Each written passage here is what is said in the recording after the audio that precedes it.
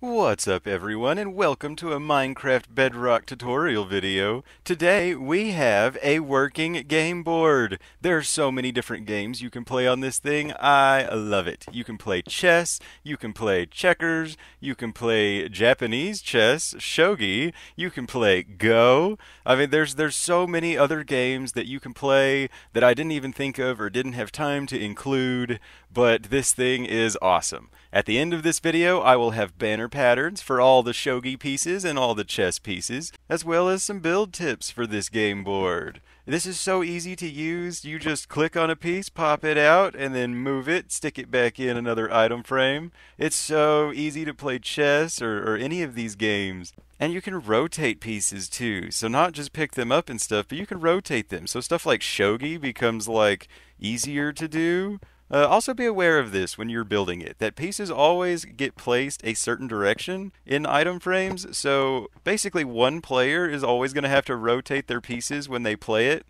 So, make that player be white. They get to go first, but they always have to rotate their pieces.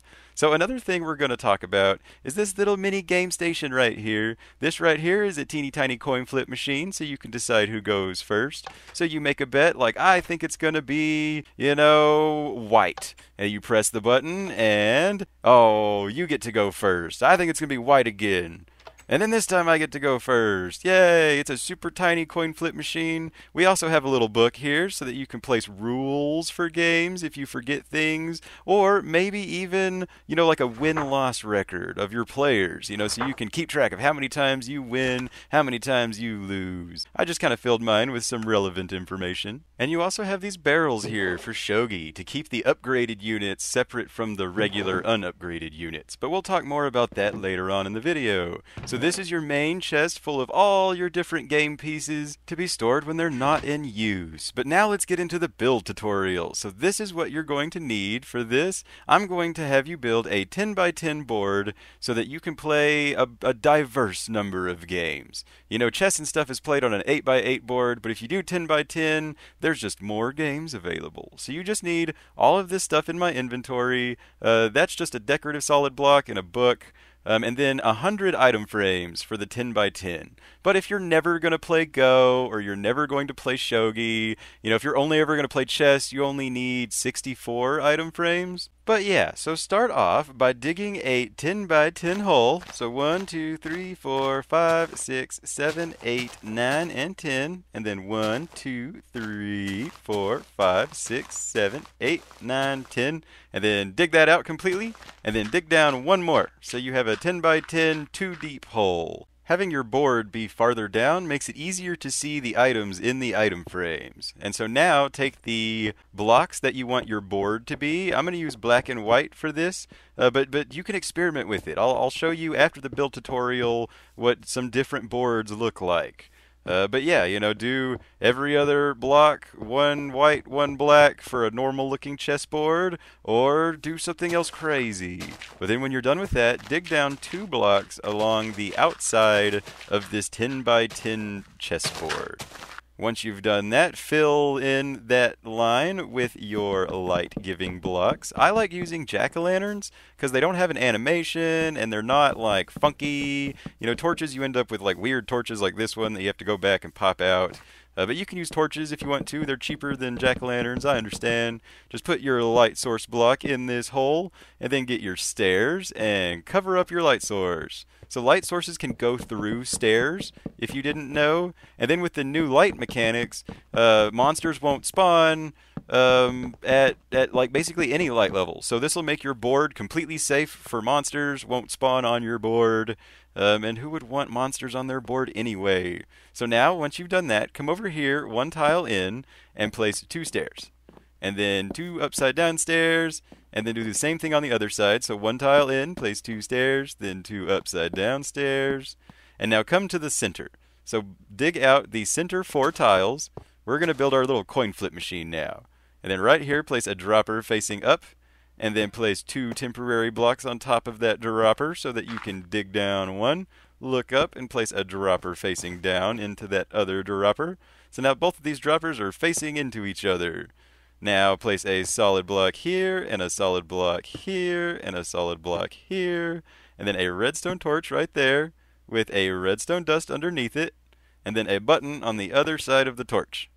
And there you go. So now load one white wool or white concrete, or whatever you want your two items to be. Load one in the bottom one and one in the top one, and now when you press the button, it'll spit the top one into the bottom one and then spit a bottom one back into the top one. So it's random. Yay! Droppers being random is so nice. I appreciate it. So now stick a couple barrels underneath this stair and right here. Put your lectern right here for your rule book. Place a chest in a hole over here, and then pop out all these other blocks and replace them with, some building block. I'm just going to use double slabs because that's what I have in my inventory right now. And yeah, we're just going to cover up some of this stuff, make it look more like a box or like a platform or like a shelf kind of area. Now place upside down stairs on the back here. You won't be able to place one on that torch, but that's okay. We're going to cover it up a different way here in a second. Then get your slabs and place your slabs on top. This also gives you a little platform to look at the board and think. But then get your trapdoors and place your trapdoors to cover up that hole. That also gives you a place to access it. If you ever need to change what's in those droppers or something, you can go back there and open that trapdoor. But now it's time to place your item frames. So for the full board, if you want to just leave all the item frames on there, or if you just want to put enough for a chessboard, it's totally up to you. Because like checkers only uses like every other tile on an 8x8 board, but Go, like traditional Go is played on a 19x19 board. But if you wanted to play Go, you can just fill it completely up, play it on a 10x10. That plays just fine, in my opinion. But there you go. You can use the glowing item frames with the non-glowing item frames as like a pattern. So you don't even have to use like a tile underneath it. You can do flat patterns like this, just wood underneath it for like a classic shogi look. Or like something crazy like amethyst. It's like those glowing item frames gives you that tile contrast without needing the tiles underneath. So maybe you just have a flat black board with the item frames on top, for something like Go or Shogi. Maybe for chess you have the fancy white and black, or maybe even for chess you do just a flat background. But now you're ready to play all of these different fancy games. And so let me show you what you're going to need to play these fancy games. So in your game box, you should have 12 red items and 12 black items for checkers, and then 12 fancy red items and 12 fancy black items for the King Me checkers. And then checkers is played on an 8x8 board. You only need 32 item frames because it only uses every other tile. But then for chess, you need these banners. So I'm going to hover over these. So if you want to build them from the text, you can. But I'm going to show you pictures at the end of the video. So don't worry about that. There will be easy pictures to build from at the end of this. But then, of course, chess is played on an 8x8 board. You use all the squares. So you need 64 item frames to play chess.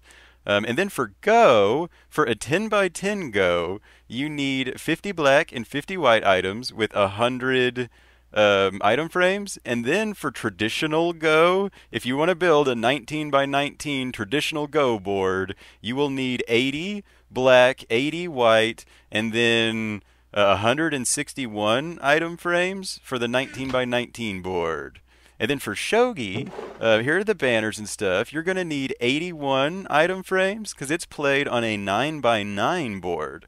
And then I'll show you all of these banner patterns in just a minute. But really quick about Shogi, the reason I like to have the upgrades in a different barrel. So let's say you're playing Shogi, you want to upgrade a unit. You're about to upgrade a pawn. Right? So you come over to the upgrade thing, take out an upgraded pawn, and then whichever pawn is about to upgrade, you switch it out. So now don't forget to put the original pawn back into the upgrade barrel so that if your opponent captures the newly upgraded pawn, they can go take out the regular pawn from the upgrade box. And these are kind of what I came up with for the Shogi pieces. There's no way that I could make like Japanese writing with like 6 layers on a banner. So I just kind of made up some stuff. I hope that it makes sense, and I hope that you enjoy this, and I hope that you have fun playing all these games. I really enjoy playing all these games. There's more that you could do with this as well. I'm really excited to take this further later on. But here's the banners. So I tweaked the color settings, so these banners might look a little funky, but I did that so it would make it easier for you to see what layer is what. Some of those white layers are kind of difficult to see. I apologize for that. I should have made them like blue or something. If I ever do make banners again, I will be sure to do that. But for this one, check the video description if you're having trouble seeing these pictures. I will be sure to include a text version of all the banner patterns. But that's all we got for this episode. Thank you so much for watching. I really appreciate it. Don't forget to like and subscribe for more games and tutorials and adventures. I appreciate all your support. So don't forget to leave a comment too for those YouTube algorithms. Tell me what you think of this video, or tell me what you would like to see in future videos, or just tell me something silly to say on my next video and maybe I'll say it. I've been your host, OmLedu, hopefully teaching you a game trick or two, and reminding you that until next time, as always, don't forget to have fun. Bye.